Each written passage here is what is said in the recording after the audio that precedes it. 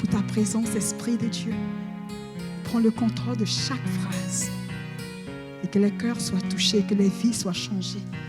Et que nous puissions comprendre, Seigneur, que le désir de ton cœur, c'est que nous puissions t'aimer comme toi, tu nous aimes, Seigneur. Parce que nous l'aimons, parce que lui nous a aimés le premier. Et que nos vies te glorifient. Au nom de Jésus-Christ. Amen. Soyez bénis. Soyez bénis. Alors, aujourd'hui, mon message a un titre. Le titre d'Aise, le voir tel qu'il est. On veut voir le Seigneur tel qu'il est. Et vous savez, Jésus, durant son ministère sur la terre, il avait 12 disciples. Et souvent, il m'arrive de penser comment ces disciples ont vécu avec lui. Ils étaient avec lui constamment. Ils ont quitté leur famille, en fait. Et ils étaient avec Jésus pendant 3 années.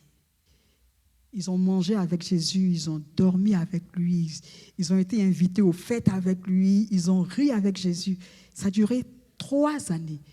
Ils l'ont vu guérir des malades, ils ont vu les démons s'agiter et Jésus ne faisait que passer et les démons criaient. Ils ont vu Jésus dans la manifestation de sa puissance. Ils ont vu Jésus ordonner à la mer et elle s'est calmée. Il a fait des miracles en présence des disciples qu'il n'a pas fait de façon publique, comme quand il a ordonné au figuier, ou bien il a ordonné à la mer. Il a tellement fait de choses. Et ils ont vu ça, ils ont vécu ça. Et quelque part, ils ont vu manifester une puissance extraordinaire. Et je me dis souvent qu'ils devaient être très, très fiers de marcher avec le Seigneur, parce qu'à l'époque, c'était eux qui étaient en top of it. Et ils connaissaient Jésus. Ils parlaient avec lui. Et Jésus leur disait des choses qu'il ne disait pas à tout le monde. Et il disait, je suis le roi qui doit venir. Et je suis celui dont a parlé le prophète Ésaïe. Et ils étaient émerveillés face à Jésus. Une telle puissance, une telle gloire. Et un jour, ils vont dans un jardin de Gethsémane. Et ils voient des gardes romains qui viennent. Et ils saisissent Jésus. Ils se sont dit, ah, c'est maintenant qu'ils vont voir sa puissance. Ils n'ont pas encore vu sa puissance. Et Simon-Pierre sort son épée, coupe l'oreille d'un soldat. Et Jésus lui dit, non, Simon ne fait pas ça. Et en cet instant, les disciples fuient parce qu'ils ne comprennent pas. Ils n'ont jamais fui avec Jésus. Ils ont affronté le danger. Ils ont affronté les démons. Ils ont affronté la mer. Mais là, les disciples fuient. Parce qu'ils découvrent un autre Jésus qu'ils n'ont jamais connu. Jésus qu'on vient saisir comme un brigand, il ne réagit même pas. Et Simon-Pierre est un peu courageux. Il suit Jésus, il le réunit. Eux tous se retrouvent à Golgotha. Et là, les disciples voient Jésus sur une croix, avec 2 brigands. Parce qu'à l'époque, c'était les grands malfaiteurs qu'on mettait sur la croix. C'était la peine de mort, en fait. Et les disciples, ils devaient se dire, mais attends, quelque chose ne va pas. On parle de Jésus, là. On parle de notre Jésus. Et ils voient des soldats lui cracher dessus. Ils assistent à une scène surréelle à leurs yeux. Parce que depuis 3 ans, ils ont suivi l'homme. Et ils ont vu les démons fléchir. Ils ont vu la mer se calmer. Ils ont vu les aveugles voir. Ils connaissent sa puissance. Ils l'ont expérimenté. Ils ont vu même parler à un mort. Et le mort a écouté. Il dit, Lazare sort. Lazare a entendu. Bien qu'étant mort, il est sorti. On parle de ce Jésus-là. Et ils sont là, à Golgotha. Et on le flagelle. On le déshabille. Et ils se disent, non, il y a quelque chose qui ne va pas. Je suis sûr qu'il y a certains qui ont dit, à un certain moment, il va descendre de la croix. Parce que ça ne peut pas finir comme ça. Vous savez que notre histoire elle est trop extraordinaire pour finir comme ça. Non. Elle ne peut pas finir comme ça. Et il y a un sacrificateur qui dit dans Matthieu 27, 42, il dit, il a sauvé les autres et il ne peut se sauver lui-même si les rois d'Israël qui descendent de la croix et nous croirons en lui. Jésus, c'est toi le puissant. Jésus, les démons t'ont obéi. Jésus, la mort t'a obéi. Et tu ne fais rien. Les disciples devaient être confus. Parce que la Bible dit dans Jean que, à l'époque, nous, c'est facile parce que la Bible a été écrite, n'est-ce pas? Donc, on sait ce qui s'est passé. Mais eux, il faut comprendre qu'ils vivaient l'événement au fur et à mesure que ça se déroulait à leurs yeux. Donc, ils ne comprennent pas. Ils n'ont pas encore compris la portée spirituelle de ce moment-là. Donc, ils réfléchissent en tant qu'êtres humains. Ils disent, mais comment concilier ce Jésus qu'on a vu dans toute sa puissance avec ce Jésus qu'on frappe sur une croix et qui ne réagit pas? Ils n'arrivaient pas à concilier ces deux Jésus-là. Quelque chose n'allait pas. Mais non seulement il n'est jamais descendu de la croix, mais lui à qui la mort a obéi, a rendu l'âme. Là, il est mort. Ils se sont dit, attends, 3 années avec un homme extraordinaire et ça finit comme ça, sur une vulgaire croix, entouré de brigands, 3 années de nos vies. Tu n'as même pas pu te sauver de la croix. Mais tu as dit que tu étais le roi d'Israël. Tu as dit, bâtissez-moi ce temple et en 3 jours. Détruisez ce temple et en 3 jours, moi je le rebâtis. Qu'est-ce qui s'est passé? Et les disciples ont dû rentrer chez eux bouleversés. Vous savez, imaginez 3 ans avec quelqu'un, 24 heures sur 24. Et ça finit comme ça. Et en fait, ils n'ont pas vu ça venir. Ils devaient être choqués. Mais ils rentrent chez eux avec l'image d'un Jésus pratiquement impuissant. C'est vrai qu'ils l'ont vu opérer tous ces miracles-là. Mais il a fini comment? Il a fini impuissant sur une croix. Il ne s'est pas libéré de l'emprise des Romains. Pourquoi? Et je parie que les disciples, quand ils rentraient chez eux, ils devaient être... Ça a dû être un silence total parce que chacun essayait en fait de réfléchir à tout ce qui venait de se passer. Et vous savez, ils ont tellement été marqués par ça que même plus tard, quand on dit à Thomas, on dit « Hey, Jésus est ressuscité ». Il dit « Non, moi je dois le voir. Parce que ce que j'ai vu à la croix là-bas, il faut que je le voie. » Parce qu'ils ont été marqués par cette scène. Ils n'ont pas connu ce Jésus-là. Donc les disciples rentrent chez eux avec beaucoup de questions. Rien n'avait de sens pour eux. Ce n'est pas ce qu'ils avaient espéré. Jésus aurait dû manifester sa toute-puissance pour que ces gens-là croient en lui. Il aurait dû descendre de la croix et leur montrer que lui, il était le Fils de Dieu, mais il ne l'a pas fait. Et ils ont dû se sentir tellement abattus, découragés, déçus. Et il y a un danger que le chrétien court lorsqu'il est dans cet état de profonde déception.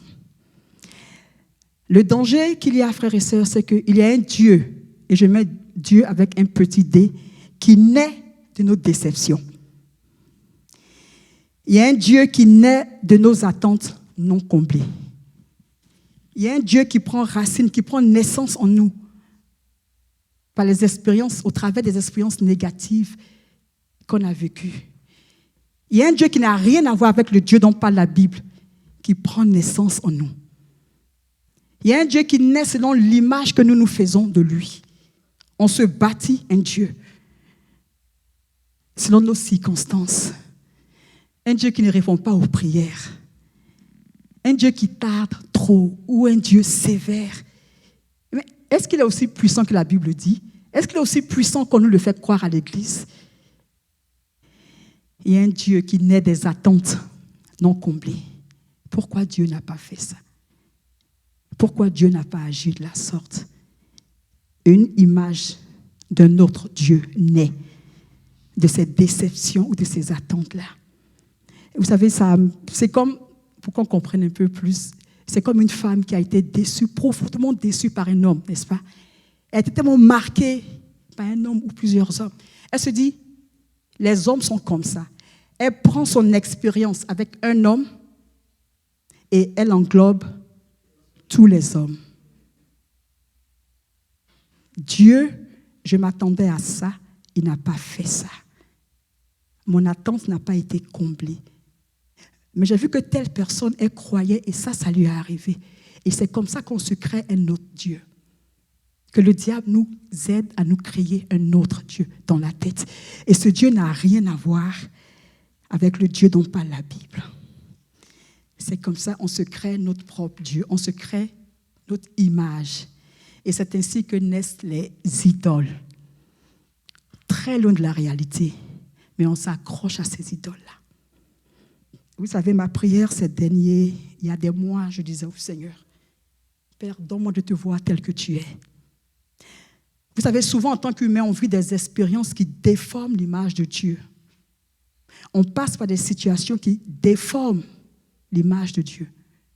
Et c'est comme ça qu'une idole naît, qui n'est pas le vrai Dieu. Et je disais, Seigneur, donne-moi de te voir tel que tu es. Et donc, quand je priais, c'était vraiment le cri de mon cœur. Et le Seigneur me dit, tu te rappelles de l'histoire d'Aaron? Et on va lire cette histoire. Exode 32, 1 à 4. Et je lis. Vous savez, frères et sœurs, si on n'y prend pas garde, il y a des idoles qui naissent en nous. Mais ces idoles-là naissent de prières retardées ou de prières non exaucées. On va lire Exode 32, 1 à 4. Alors, Moïse est monté sur la montagne pour rencontrer Dieu. Et le peuple attend. Et le peuple dit, le peuple, voyant que Moïse tardait à descendre de la montagne, s'assembla autour d'Aaron et lui dit, allons, fais-nous un Dieu qui marche devant nous, car ce Moïse, cet homme qui nous a fait sortir du pays d'Égypte, nous ne savons ce qu'il est devenu. Aaron leur dit, ôtez les anneaux d'or qui sont aux oreilles de vos femmes, de vos fils et de vos filles, et apportez-les-moi. Verset 3, et tous ôtèrent les anneaux qui étaient à leurs oreilles, et ils les apportèrent à Aaron.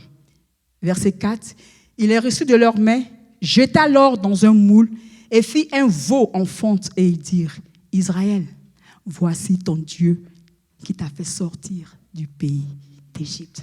Frères et sœurs, Moïse tardait. On ne voit pas Dieu. Il tarde trop. Faisons-nous une idole. À l'époque, il se faisait des idoles physiques. Mais nous, c'est pareil. Ne croyez pas que c'est différent. Moïse tardait. Une idole est née. Dieu tarde. On se crée une idole d'un Dieu qui n'est pas le Dieu dont parle la Bible. L'attente. Quand on attend loin de la présence de Dieu, il y a des idoles qui naissent. Et c'est un Dieu qui naît dans notre esprit avec plein de points d'interrogation. Est-ce qu'un Dieu d'amour ferait ça? Est-ce qu'un Dieu de compassion ferait ça? Est-ce qu'un Dieu de grâce ferait ça? Un Dieu bâti de nos déceptions, de nos attentes. Moïse tardait. Israël s'est créé une idole. Lorsque les attentes ne sont pas comblées, ou lorsque les choses ne se passent pas comme on aurait aimé, on se crée un autre Dieu. Moïse tardait.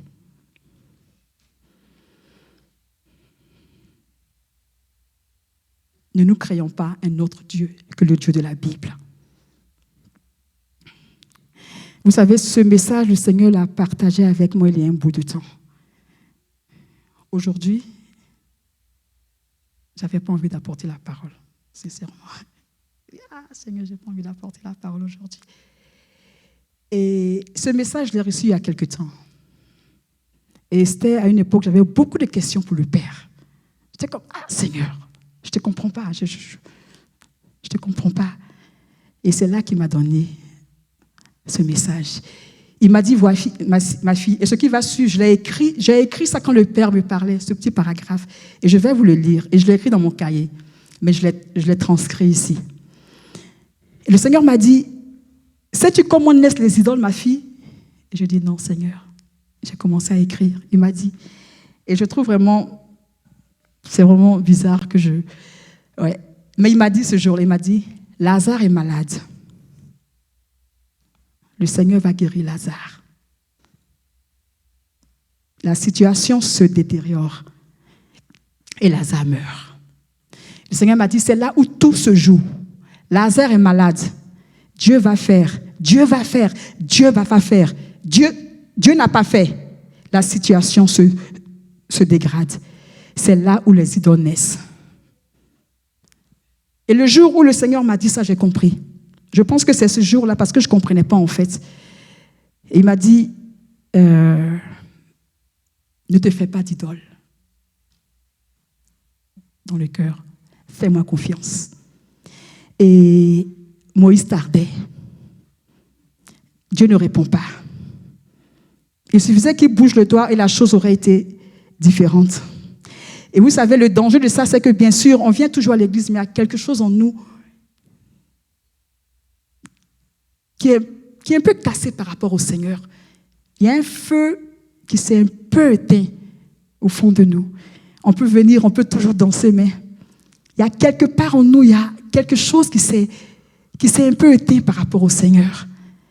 Et c'est comme les disciples qui n'arrivaient pas à concilier ce Jésus tellement puissant à ce Jésus de la croix. Il y a cette confusion-là. Et de la même façon dont les disciples sont rentrés chez eux perplexes et confus, si on reste dans cet état d'esprit, ça nous conduit ailleurs. Et on ne grandit plus dans notre marche avec le Seigneur. Parce qu'on arrête de le voir tel qu'il est. Mais je vais parler d'une femme qui s'appelle Marie. Elle a voulu voir Jésus tel qu'il est. Et elle a vu tel qu'il est. Quand les disciples sont rentrés chez eux abattus, découragés, ils ne comprenaient rien à ce qui se passait, il y a une femme qui s'est levée. Elle dit non, moi je dois expérimenter autre chose. Je ne sais pas ce qui se passe, mais moi, je vais aller à la tombe. Je ne sais pas pourquoi sur la croix, il est resté impuissant. Ça, c'est son problème. Mais moi, Marie, je sais, je l'ai vu pendant des années. Je vais aller à la tombe. Et Marie se lève. Et on va lire ce passage. C'est un passage qui est vraiment cher à mon cœur. C'est un passage qui... Il y a 12 ans, sincèrement, le Seigneur m'est témoin. Ce passage a changé ma marche avec Dieu. Réellement. Jean chapitre 21 à 16. On va lire tout le passage. Le premier jour de la semaine, Marie de Magdala se rendit au sépulcre dès le matin. Et comme il faisait encore obscur et elle vit que la pierre était ôtée du sépulcre, elle courut vers Simon-Pierre et vers l'autre disciple que Jésus aimait et leur dit, « Ils ont enlevé du sépulcre le Seigneur, nous ne savons où ils l'ont mis. » Pierre et l'autre disciple sortirent et allèrent au sépulcre. Ils couraient tous deux ensemble. Mais l'autre disciple courut plus vite que Pierre et arriva le premier au sépulcre. S'étant baissé, il vit les bandes qui étaient à terre. Cependant, il n'entra pas. Verset 6. Simon-Pierre qui le suivait arriva et entra dans le sépulcre. Il vit les bandes qui étaient à terre et le linge qu'on avait mis sur la tête de Jésus, non pas avec les bandes, mais plié dans un lieu à part. Alors l'autre disciple qui était arrivé le premier au sépulcre entra aussi, il vit et il crut. Et le verset 9 dit, car il ne comprenait pas encore que selon l'Écriture, Jésus devait ressusciter des morts. En fait, c'est ce qu'on disait tout à l'heure, ils ne comprenaient pas. C'est là que leurs esprits ont comme, oh, ok. C'est là qu'ils ont commencé un peu à réaliser que quelque chose s'est passé à la croix. Mais ce vendredi-là, à Golgotha, non, c'était autre chose. On continue au verset 10. Et les disciples s'en retournèrent chez eux. Cependant, Marie se tenait dehors près du sépulcre et pleurait. Comme elle pleurait, elle se baissa pour regarder dans le sépulcre. Et elle vit 2 anges vêtus de blanc, assis à la place où avait été couché le corps de Jésus, l'un à la tête et l'autre aux pieds. Ils lui dirent, « Femme, pourquoi pleures-tu » Elle leur répondit, « Parce qu'ils ont enlevé mon Seigneur et je ne sais où on l'a mis. » En disant cela, elle se retourna et elle vit Jésus debout, mais elle ne savait pas que c'était Jésus. Et Jésus lui dit, « Femme, pourquoi pleures-tu ? Qui cherches-tu » Elle, pensant que c'était le jardinier, lui dit, « Seigneur, si c'est toi qui l'as emporté, dis-moi où tu l'as mis et je le prendrai. » Verset 13, verset 16. Jésus lui dit, verset 16, Jésus lui dit, « Marie ». Elle se retourna et lui dit, en hébreu. Rabouni, c'est-à-dire maître. Ce passage, il m'a bouleversée. Les disciples ne sont pas restés. Marie est restée, car elle voulait voir Jésus. Elle dit, je ne sais pas ce qui se passe, mais moi, Marie, je ne partirai pas. Je vais rester. Vous savez, on dit, et ça je l'ai déjà dit plusieurs fois, c'est 2 disciples qui rentrent, n'est-ce pas? 2 disciples, ils courent. La Bible dit qu'au verset 4, Pierre arriva le premier au sépulcre. Et au verset 5, qu'est-ce que Pierre a vu? Il vit les bandes qui étaient à terre, n'est-ce pas? Et Pierre est parti. Et non, ça c'est Jean. Jean vient et il voit les bandes. Au verset 6, Simon-Pierre, qui le suivait, arriva. Il vit les bandes qui étaient à terre et le linge qu'on avait mis sur la tête de Jésus. Alors, Jean a vu juste les bandes, n'est-ce pas? Simon-Pierre, il voit les bandes et le linge, parce qu'il est resté un peu plus, il a un peu plus avancé. Jean a vu les bandes, il est parti. Et Simon-Pierre est un peu avancé, lui il voit un peu plus que Jean. Il voit et les bandes et le linge. Et la Bible dit, les 2 partent et Marie reste. Parce que Marie dit, je ne suis pas venue pour les bandes. Je ne suis pas venue pour le linge. Moi, je suis venue pour Jésus. Elle est restée. Marie voit un ange. Elle aurait pu se dire, et où est la progression? Linge, bande, un ange. C'est comme ça. Plus tu restes, plus tu le cherches, plus tu dis, non, moi je suis là. Seigneur, je ne comprends pas ce qui se passe, mais moi je suis là. Si Marie était partie en cet instant-là, elle aurait vu juste l'ange. Mais Marie a dit, absolument pas. Je ne suis pas venue ici pour un ange. Je suis venue voir Jésus. Parce qu'elle voulait Jésus plus que tout. Jésus était réellement la passion et le désir de son cœur. Marie n'était pas satisfaite. Un ange ne pouvait pas la satisfaire. Elle dit, il y a autre chose. C'est pour ça que moi, je suis là. Je ne suis pas venue pour un ange. Il peut être glorieux, il peut être lumineux. Je suis là pour Jésus. Je ne suis pas satisfaite. Elle dit, je ne sais pas pourquoi tu t'es laissé flageller sur la croix, pourquoi tu as été impuissant. Moi, je ne sais pas, ça, ce n'est pas mon problème. Mais moi, c'est toi que je veux.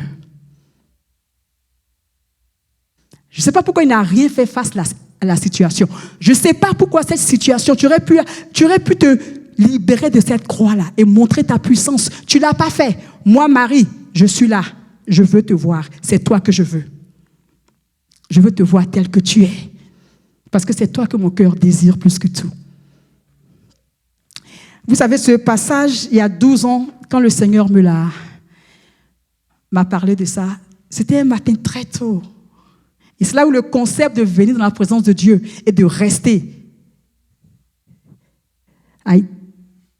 que j'ai réellement acquis ce concept-là. Venir et rester. On ne part pas, on reste. Et le Seigneur m'a dit, tu as vu Marie? Elle me voulait tellement, elle me désirait tellement, que qu'est-ce qu'elle a dit aux gens? Elle dit, est-ce que c'est toi qui l'as pris? Je veux son corps. Et le Seigneur m'a dit, mon corps mort là, je ne multipliais plus les pains. Mon corps était mort.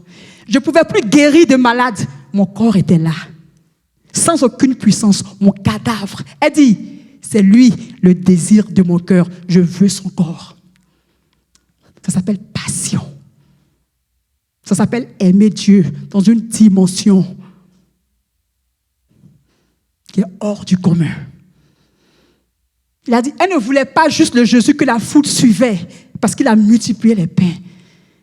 Elle ne voulait pas juste du Jésus que la foule suivait parce qu'il a guéri des lépreux. Elle ne voulait pas juste le Jésus que la foule suivait parce qu'il faisait des miracles extraordinaires, parce qu'il ressuscitait des morts.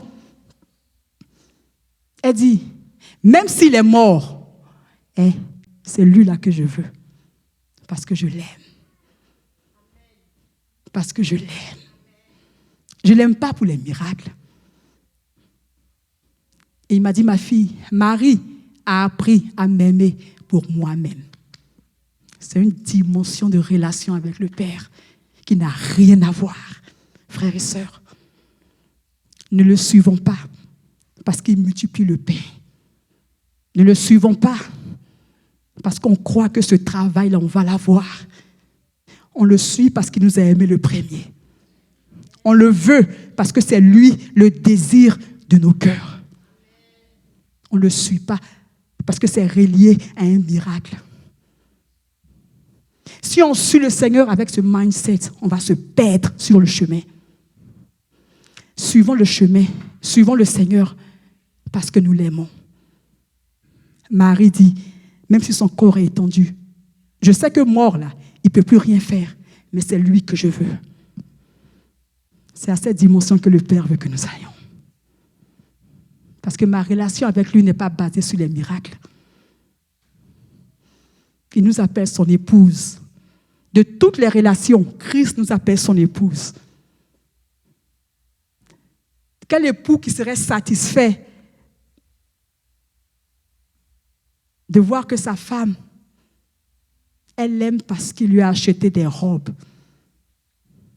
Elle aime son mari parce qu'il lui a acheté la dernière voiture. J'aime mon mari parce que le dernier cri de voiture, il me l'a acheté. Ce n'est pas de l'amour.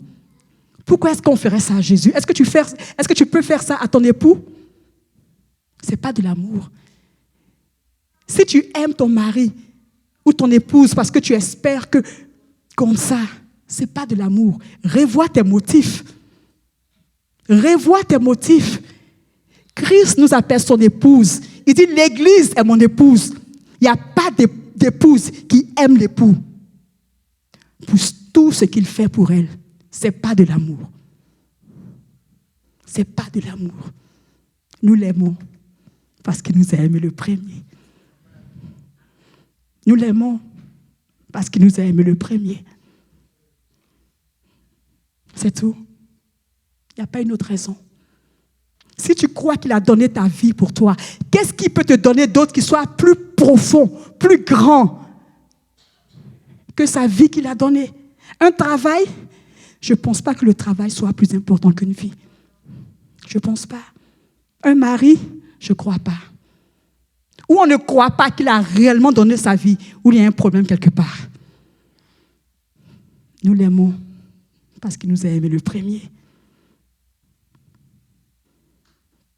Les disciples sont partis, Marie est restée. Elle pleurait. Vous savez, il y a un moment dans le désespoir profond, même on a l'impression d'être dans la tombe. Marie était dans la tombe, elle était, où tout est sans vie autour. Et c'est là que Marie entend une voix qui l'appelle Marie. Frères et sœurs, c'est un appel qui change toute une vie. Marie est restée seule, elle a vu Jésus. C'est la première à voir le Seigneur. Vous savez, tout part du désir que tu as de réellement le voir. Comme on l'a dit, les disciples sont contentés de ce qu'ils ont vu, sont partis. Christ ne force pas. Tu peux te contenter d'être assis les dimanches ici. Tu peux te contenter de voir le linge et dire, moi j'en ai assez. Il y a plusieurs catégories de chrétiens. T'en as qui sont satisfaits des linges. T'en as qui sont satisfaits des linges et des bandes. Et t'en as qui sont satisfaits des anges. Et tu as une poignée de fous, et moi je les appelle des fous, qui disent non, non, non, non, non. C'est toi qu'on veut, Seigneur. C'est toi qu'on veut. Au-delà de tout, c'est toi qu'on veut. Plus que tout, c'est toi qu'on veut. Ne te contente pas du linge. Seuls ceux qui restent, quand tout a l'air confus, il y en a qui restent. Quand on ne comprend pas le move que le Seigneur vient de faire, ça n'a pas de sens pour nous. Il reste. Seigneur, je ne comprends pas ton dernier move là. Ça me plaît pas. Mais je reste. Car il faut que je te voie tel que tu es. Et la Bible dit que Marie était en pleurs. Mais elle est restée. On peut ne pas comprendre ce que le Seigneur fait. Mais on reste. Étonnant, quand on n'a pas compris ce que le Seigneur fait, ou bien qu'il tarde, ils se font des idoles, comme le peuple d'Israël. 2 chrétiens, 2 catégories. Il y en a qui restent, même s'il faut qu'il pleure, ils restent dans sa présence. Étonnant qu'ils disent, bon, écoute, on a cru, on a tout fait, on n'a rien vu, il est comme ça, une idole naît. 2 groupes de chrétiens. Marie est restée jusqu'à ce qu'elle entende Jésus l'appeler. Et vous savez, souvent c'est une scène qui, je la trouve tellement belle parce que Jésus sait que Marie le cherche, n'est-ce pas? Et il devait la regarder avec amour, quoi. Il devait la regarder en train de pleurer. Et je pense que là où son cœur, il ne pouvait plus tenir, là où son cœur a failli, là où il s'est dit, ah, elle m'a tué. Ce qu'elle a dit, est-ce que c'est toi qui as pris son corps? Je veux son corps. Il a dit, Marie. Elle a vu, elle dit, Rabboni. Et je dis toujours que cet instant d'intimité-là, on ne comprendra jamais ce qui s'est passé entre les deux. Ça a dû être un moment intense d'amour, de passion, parce qu'elle a vu Jésus. C'est un appel, Marie, c'est là où le Seigneur appelle. C'est là où il t'appelle de façon particulière, de façon intime, parce que tu es resté. Parce que rien ne t'obligeait à rester. Parce que tout ce que tu voyais autour allait dans le sens contraire de ce que tu espérais, mais tu es resté. Tu n'as pas compris ce qu'il a fait, mais tu as choisi de rester.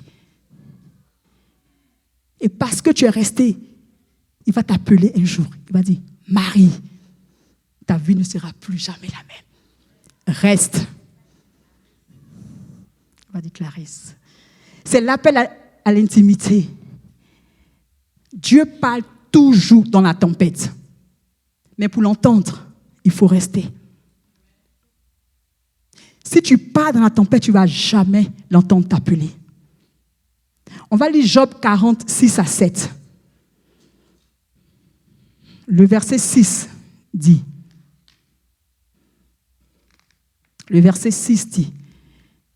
l'Éternel répondit à Job du milieu de la tempête et dit, Saint terrain, comme un vaillant homme, je t'interrogerai et tu m'instruiras. L'Éternel répondit à Job du milieu de la tempête. Dieu parle toujours au milieu de la tempête. Mais pour l'entendre, il faut d'abord rester. Ceux qui ne l'entendent pas au milieu de la tempête, ils sont partis trop tôt. Ils sont vite partis. Ils ont vu les flots et puis ils ont fui. Ils sont partis. Mais ceux qui sont restés, l'Éternel répondit à Job du milieu de la tempête. Que le découragement, les événements ne te fassent pas détourner tes oreilles. Ne te fassent pas détourner ton regard. Reste et tu l'entendras t'appeler. Car ton Dieu parle toujours au milieu de la tempête. Reste. Ne laisse pas la tempête te sortir de sa présence. Reste. Jérémie 29, 13 dit, « Vous me chercherez et vous me trouverez. » Le passage aurait pu finir là. « Vous me chercherez et vous me trouverez. » Non. Il y a une condition. Si vous me cherchez de tout votre cœur. La phrase qui vient après le si fait toute la différence. Vous me chercherez et vous me trouverez. Seulement si et seulement si vous me cherchez de tout votre cœur. Cherchez Dieu de tout son cœur.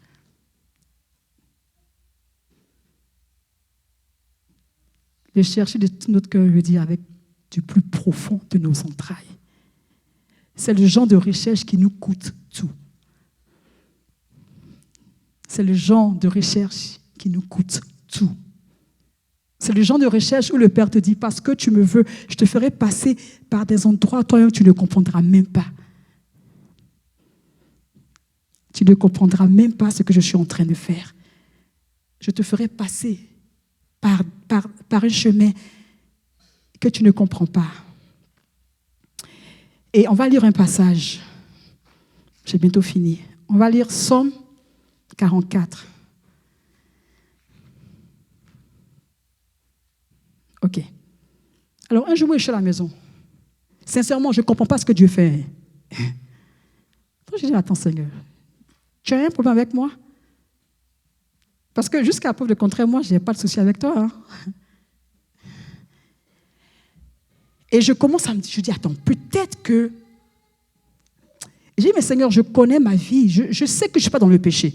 Non, Père, ça je sais. Je ne comprends pas. Et le Seigneur me donne le Psaume 44. Je ne l'avais jamais lu dans la Bible. Et je vais vous le lire. Quand j'ai lu ce passage, j'ai pu poser des questions. Alors, ça c'est le Psaume des fils de Corée. Il est très long, mais je vais prendre un... OK. Cependant, tu nous as rejetés. Donc, il parle. Tout cela, donc il dit tout ce qu'ils vivent. Hein. Il dit que il y a des moqueries et nous sommes la risée pour ceux qui nous entourent. Tu fais de nous la fable des nations. On hoche la tête sur nous parmi les peuples. Ma confusion est toujours devant moi. Et la honte me couvre le visage. Et au verset 18, tout cela nous arrive et nous ne t'avons pas oublié. Nous n'avons pas violé ton alliance. Le prochain verset. Et verset 19. Notre cœur ne s'est pas détourné de toi. Et le Père m'a dit, lis ce passage. Je te fais passer quelque part. De l'autre côté, ce sera extraordinaire. Juste reste. Parce que j'étais sûre que quelque part, j'avais dû faire quelque chose. Parce que je n'ai pas compris. Il m'a donné ce passage. Il dit, ton cœur ne s'est point détourné, ma fille. Tes pas ne sont pas éloignés. Je te vois. Tout cela nous arrive alors que nous ne t'avons pas oublié, Seigneur.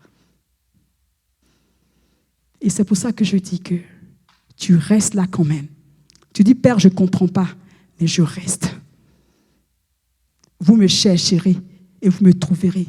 Si vous me cherchez de tout votre cœur. Parce que dans cette recherche, il y a des événements qui vont te faire te poser des questions. Ce n'est pas le Dieu que je connais. Qu'est-ce qui se passe? Il dit, reste. Il n'a pas guéri. Reste. Il ne t'a pas donné cette chose que tu... Reste. C'est dur. Reste. Tu ne comprends pas ce qu'il fait. Tu es perturbé. Reste. Il dit, moi, je connais les plans que j'ai pour toi. Moi, je connais les plans que j'ai pour toi. Dieu t'aime plus que tu ne t'aimes toi-même. Il faut le croire. Tu penses que tu veux ton bien, il veut ton bien plus que toi.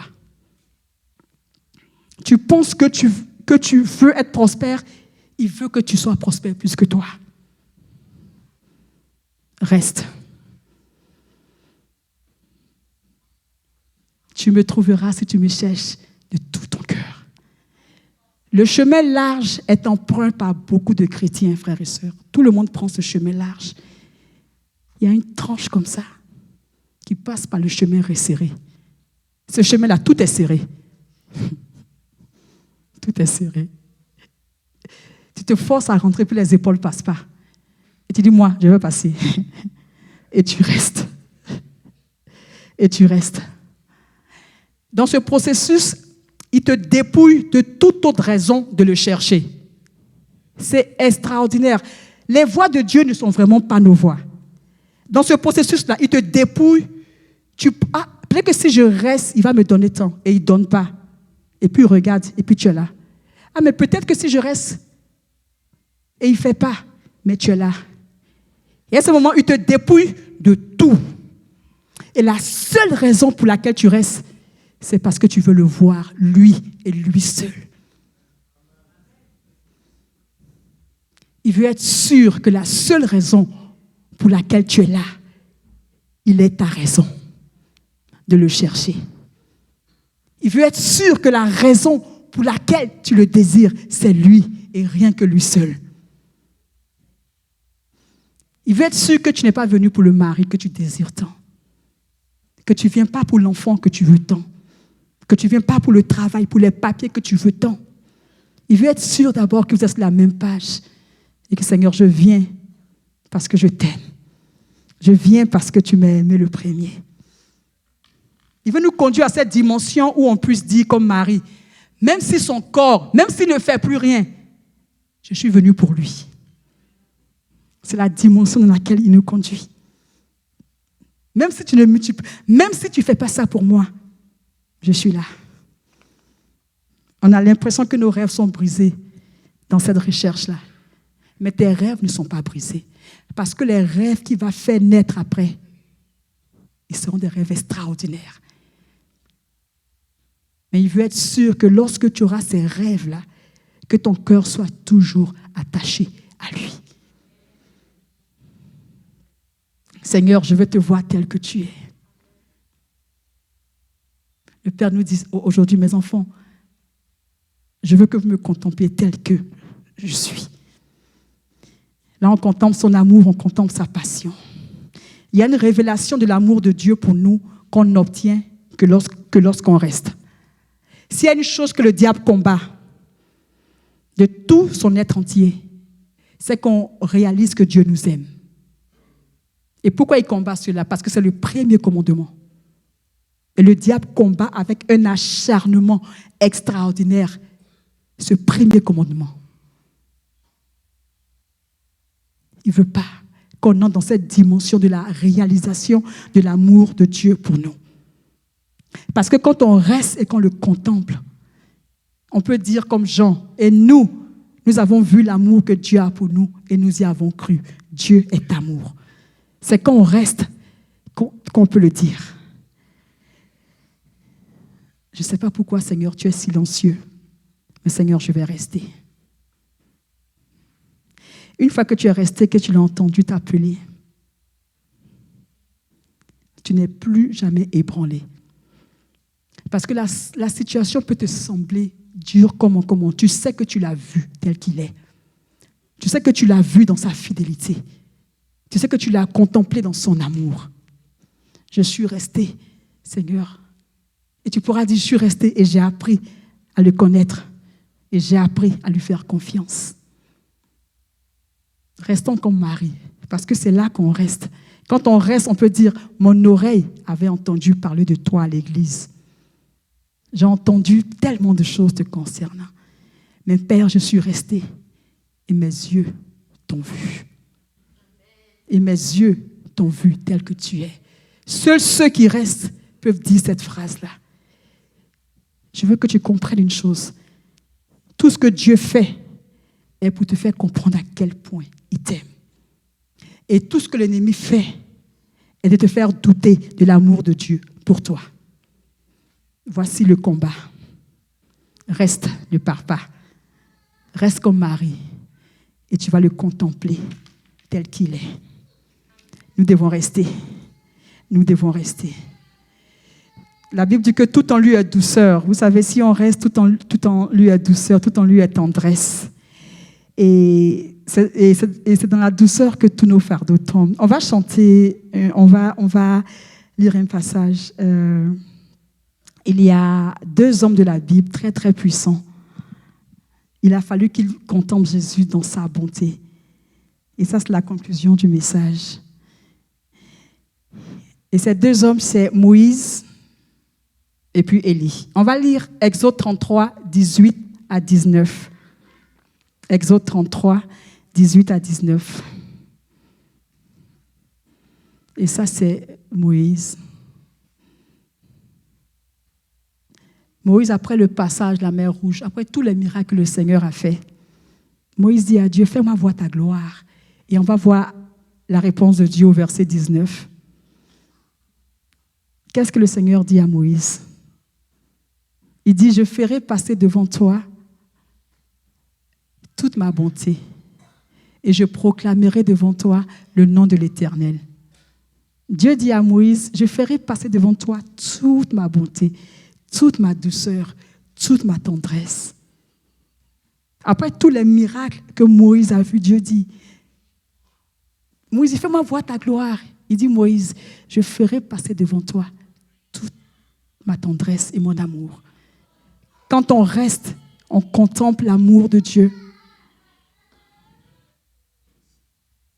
Quand on reste, on contemple l'amour de Dieu. On va lire 1 Roi chapitre 19, 9 à 13. 1 Roi chapitre 19, 9 à 13. Alors là, c'est Élie. On connaît l'histoire, n'est-ce pas? Élie, il a défié tout le monde. Jézabel, tout le monde, les prophètes. Mais Élie est très, très découragé. Élie est abattu. Élie est vraiment abattu. Et Élie, il va dans une grotte. Il a fui devant Jézabel. Et la Bible dit, et là-bas, il entra dans la grotte et il passa la nuit. Or, voici que la parole de l'Éternel lui fut adressée en ces mots. Que fais-tu ici, Élie? Il répondit, j'ai déployé mon zèle pour l'Éternel, le Dieu des armées. Car les Israélites ont abandonné ton alliance et ils ont renversé tes autels. Ils ont tué par l'épée tes prophètes. Je suis resté moi seul et ils cherchent à prendre ma vie. Au verset 11, l'Éternel dit, sors et tiens-toi sur la montagne devant l'Éternel. Et voici que l'Éternel passa. Ça, c'est le passage qui nous intéresse. Un grand vent violent déchirait les montagnes et brisait les rochers devant l'Éternel. L'Éternel n'était pas dans le vent. Après le vent, ce fut un tremblement de terre. L'Éternel n'était pas dans le tremblement de terre. Après le tremblement de terre, un feu. L'Éternel n'était pas dans le feu. Enfin, après le feu, un son doux et subtil. Un murmure doux et léger. Et là, l'Éternel était dans ce murmure doux et léger. Quand on reste, on contemple sa bonté, on contemple sa douceur, on contemple sa tendresse. Parce qu'il est un Dieu qui est plein d'amour. Il est un Dieu qui est plein de douceur, car tout en lui est douceur et tendresse. Et il t'invite aujourd'hui à venir dans sa présence. Pas juste à venir à l'église. Il veut que tu viennes réellement dans sa présence. Il veut que tu le contemples. Il veut aller avec toi quelque part. Il veut te conduire dans une autre dimension. Et c'est vraiment le message d'aujourd'hui. Il veut te conduire dans une autre dimension. Il veut que comme Marie, tu restes. Quel que soit ce qui se passe autour de toi, reste. Parce qu'il sait ce qu'il fait. Il sait où il te conduit. Reste. On va prier. On va prier. On va prier.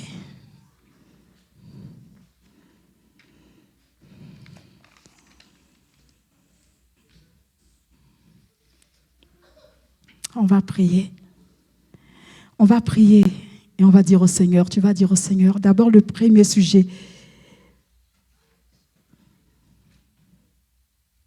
On va lui dire, Seigneur, pardonne-moi. Seigneur, pardonne-moi. Tu vas lui dire, Seigneur, pardonne-moi. Pardonne-moi pour toutes les idoles que je me suis créées à cause des situations que j'ai vécues. On va d'abord chanter « Je viens dans ta présence, le cœur assoiffé de toi. Je m'attends à toi. Je m'attends à toi. Je viens dans ta présence. Le cœur assoiffé de toi. Je m'attends à toi. Je m'attends à toi. Je viens dans ta présence. Le cœur assoiffé de toi. Je m'attends à toi. Je m'attends à toi. J'ai tant besoin de toi, Père. De toi, Père. J'ai besoin de toi.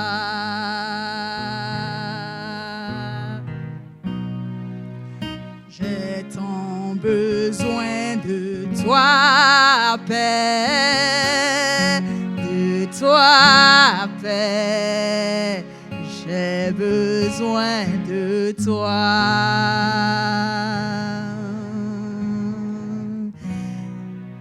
J'ai tant besoin de toi, Père. De toi, Père. J'ai besoin de toi. On va prier. Tu vas demander pardon, Seigneur, pour toutes les fois où parce que tu n'as pas vu sa main agir dans une situation, ou du plus profond de ton cœur, tu t'es créé une idole. Tu vas prier, tu vas lui demander pardon pour cela. Tu vas lui demander pardon pour cela. Tu vas dire, Seigneur, pardonne-moi. Seigneur, pardonne-moi pour toute idole que je me suis créée du plus profond de moi, au plus profond de moi, Seigneur. Pardonne-moi. Seigneur, pardonne-moi parce que quelque part, Seigneur, je t'ai fait menteur. Parce que quelque part, Dieu, je t'ai fait menteur. Seigneur, pardonne-moi. Seigneur, pardonne-moi. Pardonne-moi, Seigneur. Seigneur, pardonne-nous. Pour toutes les fois, Seigneur. Ou Seigneur, parce que tu as tardé, Seigneur. Parce que tu as tardé, Seigneur. Nous avons été comme Israël. Nous avons créé des idoles. Seigneur, pardonne-nous. Seigneur, parce que tu as tardé. Seigneur, parce que tu as tardé. Moïse tardait. Seigneur, tu as tardé parce que nous, on a pensé que tu n'as pas été à l'heure, Seigneur. Nous avons créé des idoles. Une image, l'image de notre Dieu qui n'est pas le Dieu que tu es, qui n'est pas le Dieu fidèle, qui n'est pas le Dieu d'amour. Seigneur, pardonne-nous. Seigneur, pardonne-nous. Alléluia. Alléluia, Seigneur, tu pardonnes. Merci pour ton pardon. Et fais la paix avec Dieu. Il faut que dans ton cœur, tu fasses la paix avec le Seigneur. Vous savez, souvent, il nous arrive d'être fâchés contre le Seigneur, n'est-ce pas? Oh Seigneur, ça je ne suis pas d'accord, Seigneur, je n'ai pas compris. Et à cette colère contre Dieu, bien sûr, on ne le dit pas. Mais quelque part, on n'est pas content. On n'est pas content du Seigneur.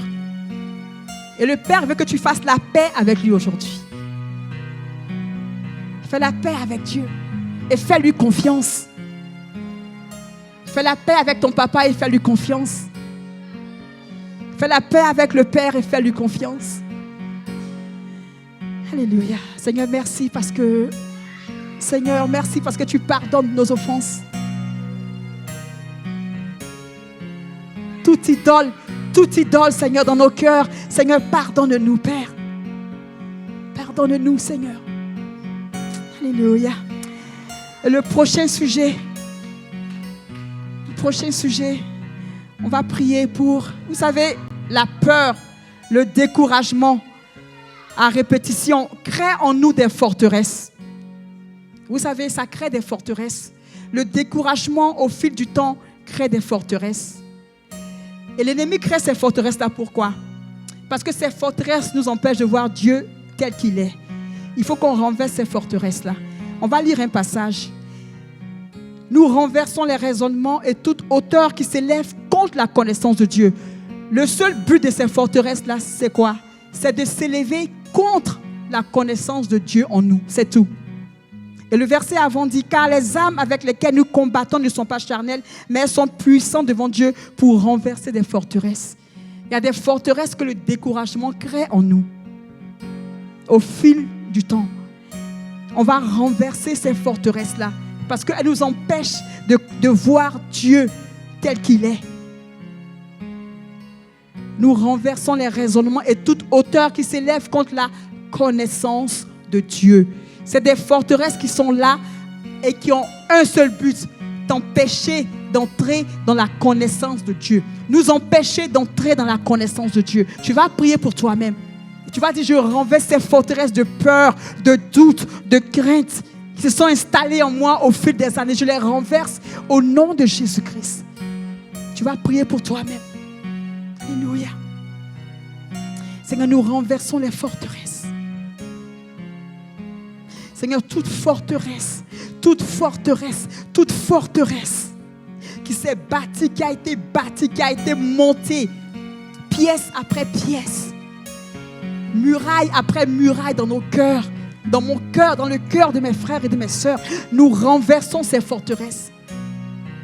Parce qu'elles s'élèvent contre la connaissance de Dieu. Or, nous voulons connaître Dieu.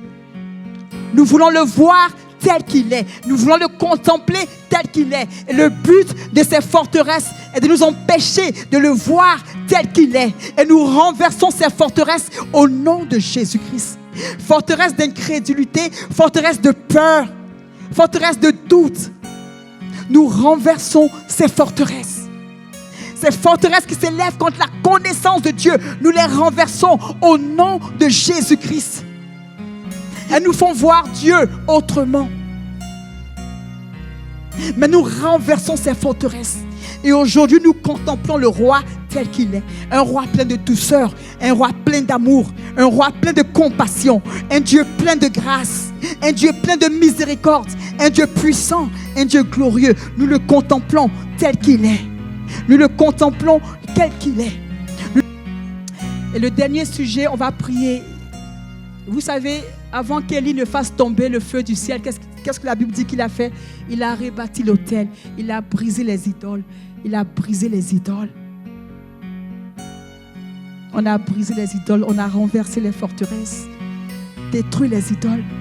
On va prier pour rebâtir l'autel qui a été renversé et dire, Seigneur, que ton feu descende et nous visite. Que ton feu descende et nous visite. Parce que les idoles ont été détruites. Parce que le temple a été rétabli. Le temple de ta présence a été rétabli. Que ton feu descende. Que ta présence soit mon partage. Et que je reste dans ta présence. Et que je demeure dans ta présence. Et que rien ne me fasse partir. On va prier pour cela. Alléluia. Seigneur, merci Jésus-Christ. Nous rétablissons l'autel. Rétablissons l'autel. Nous rétablissons l'autel. Nous rétablissons l'autel. Nous rétablissons l'autel. Nous rétablissons l'autel de Dieu. Et que Dieu prenne la première place. Et que le Seigneur prenne la première place. Et nous voulons revenir à notre premier amour. Nous voulons revenir à notre premier amour. Et que la passion du Seigneur soit notre partage. Et que l'amour de Dieu soit notre partage. Et que le feu du Saint-Esprit vienne et nous inonde de l'amour de Dieu. Nous baptise de l'amour de Dieu.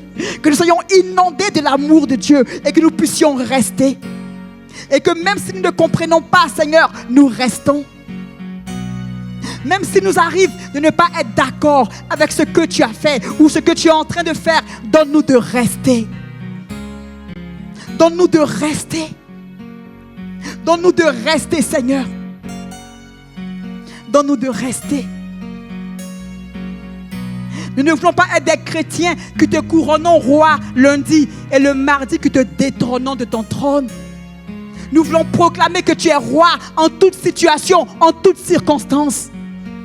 Nous voulons proclamer que tu es roi en toute situation, en toute circonstance. Nous ne voulons pas te détrôner parce que les choses ne se passent pas comme nous voulons. Nous ne voulons pas te détrôner de ton trône de gloire parce que Seigneur, tu n'as pas fait comme nous aurions aimé que tu fasses. Nous refusons de te détrôner. Nous proclamons ta royauté, nous proclamons ta seigneurie. Et tu es Dieu, tu es Seigneur. C'est un fait, c'est une réalité. Nous nous prosternons devant le roi. Et nous proclamons sa royauté. Nous proclamons sa seigneurie. Nous proclamons sa grandeur, Seigneur. Nous te proclamons roi.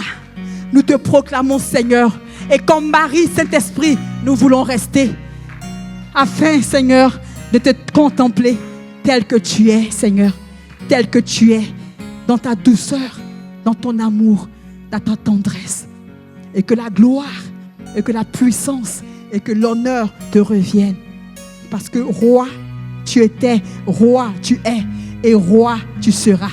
Que l'honneur, la gloire et la puissance reviennent au roi des rois,